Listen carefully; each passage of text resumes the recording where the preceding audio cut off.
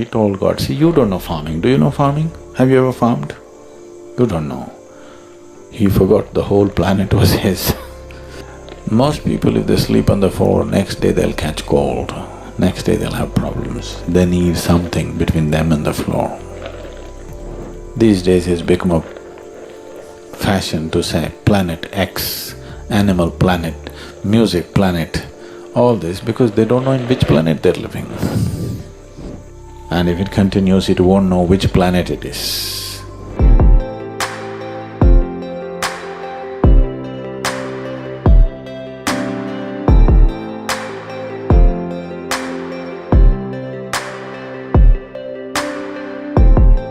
Good, it saves the bed. Yes, sleeping on the floor is good. We put our beds in the ashram. Generally there are no cots except in Nalanda block.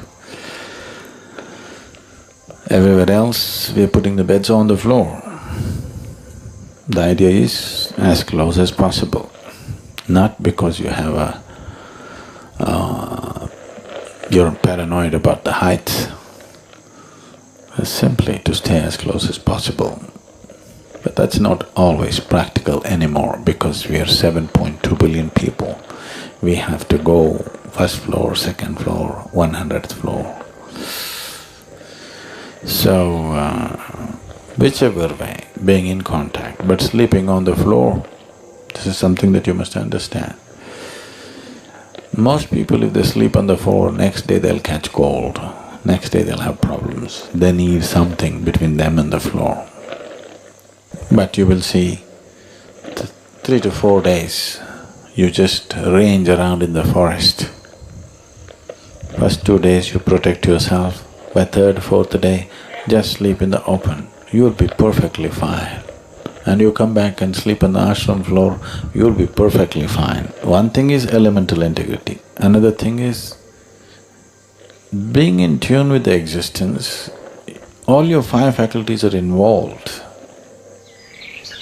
If you don't see, if you don't hear, if you don't smell, if you don't feel, you wouldn't know in which planet you're living.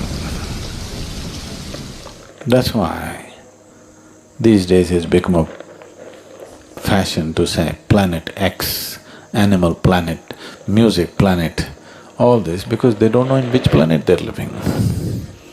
Constantly living indoors, you won't know in which planet you're living. It will become like that. It is not that you mentally know or not, I'm saying the physical body will not know where it is because always the temperature is 72 degrees Fahrenheit. After some time, body doesn't know which season it is. And if it continues, it won't know which planet it is. So it is losing sync with everything around. So a certain amount of being in the outdoor, being with the sun, being with the wind, being with the rain, being with the earth is very important because that is what you are. You are a product of that, you are a manifestation of that. Anyway, coming back to the farmer, Chikkegowda. A farmer one day prayed to God and God appeared. And then the farmer said, see, you may be a creator, but you are not a farmer. You do not know my troubles. You're keeping all these forces in your hands, rain, wind, sunlight, everything in your hands. You don't know what my farm needs, what my crop needs. You hand over these forces to me, I will regulate it as I need it. My crops will grow well. God said, fine. This is all the time happening. People are beginning to say, Sadhguru says this, but you know, he doesn't know the practical aspect of our life. Their idea of being practical is being mediocre. People, all mediocre people always think they're practical. They don't have the courage to attempt anything else. So the farmer is in the same mode. He told God, see, you don't know farming. Do you know farming? Have you ever farmed? You don't know. He forgot the whole planet was his. So God said, okay, you keep the wind, you keep the rain, you keep the sunlight, manage it as you want. So farmer said, rain. Rain came. He tested the earth, 2.5 hours of rain, enough, stop. Stopped. He plowed, planted the seed, waited for 24 hours. 10 minutes rain, stop. Like this, he managed everything. Then he was growing a corn crop. Then his plants grew like this and he was so happy. See, it's a good thing I got all these things from God. Now look at my corn, how rapidly growing, because exactly on the day he wants the rain, how much rain he wants, like that. It grew up. Then the corn came really fast, big. Then he thought he's made it. One day he wanted to check if it's ripe enough to harvest. So he went and peeled the corn and saw inside there was no seed, just a big corn, just the cob, no corn. He got angry.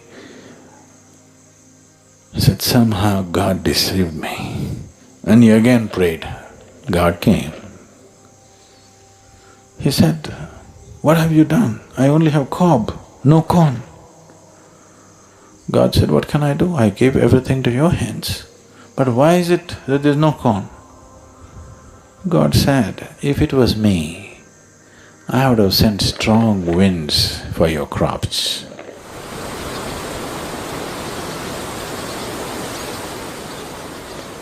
Which you think is against your crop. But if the strong winds exerted their force upon the plants, plants wanting to survive would put their roots deeper and deeper into the earth because they want to live. Between these two forces, the roots would go deep into the earth and there would be corn.